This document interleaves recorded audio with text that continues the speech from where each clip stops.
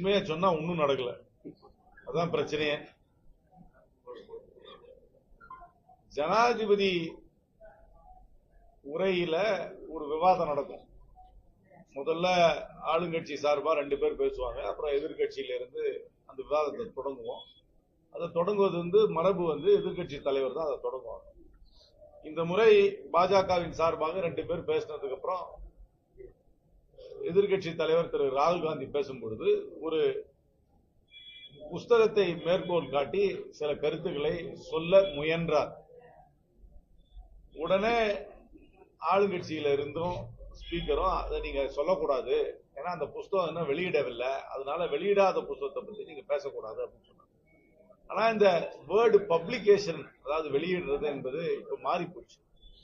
முன்னாடி எல்லாம் வெளியிடுறதுனா ஒரு புஸ்தகத்தை பிரிண்ட் பண்ணி வெளியிடுறதா வெளியிடுறது. இப்ப இன்டர்நெட்லயே வந்துருது. இன்டர்நெட்லயே வந்துட்டா அது வெளியிட்டதா தான் ஏத்துக்கணும். நீங்களே ஒரு ட்வீட் போட்டாலோ, ஒரு பேஸ்புக்ல ஒரு கருத்தை சொன்னாலோ, இல்லைன்னா ஒரு இன்ஸ்டாகிராம்ல ரீல் போட்டாலும் அதுவும் வெளியிட்டாச்சு. இந்த கருத்தை வெளியிட்டாச்சு. அதை மேற்கோள் காட்டி நான் ஒரு கருத்தை பேசலாம் பாராளுமன்றம்.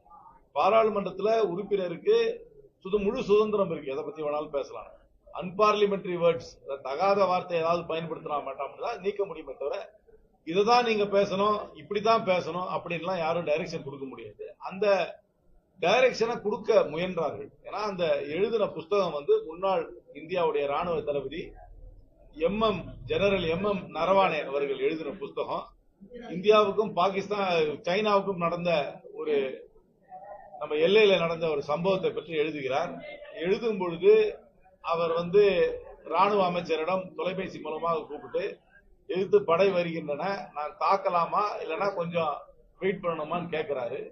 2 மணி நேரத்துக்கு மேல அவருக்கு பதிலே வரல. அந்த சம்பவத்தை அவர் எழுதுறாரு.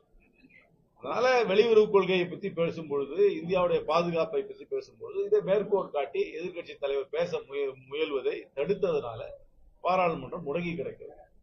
பாராளுமன்ற மரபுல ஒன்று இருக்கு, opposition must have its way, the government can have its way. அதாவது எதிர்கட்சிகளுக்கு பேசுவதற்கு அனுமதி தர வேண்டும், அவர்கள் கருத்து சுதந்திரம் தர வேண்டும், அவர்கள் எந்த விஷயத்தை வேணாலும் நாட்டுக்கு எது முக்கியம்னு நினைக்கிறார்களோ அதை பற்றி அவர்கள் பேச வேண்டும்.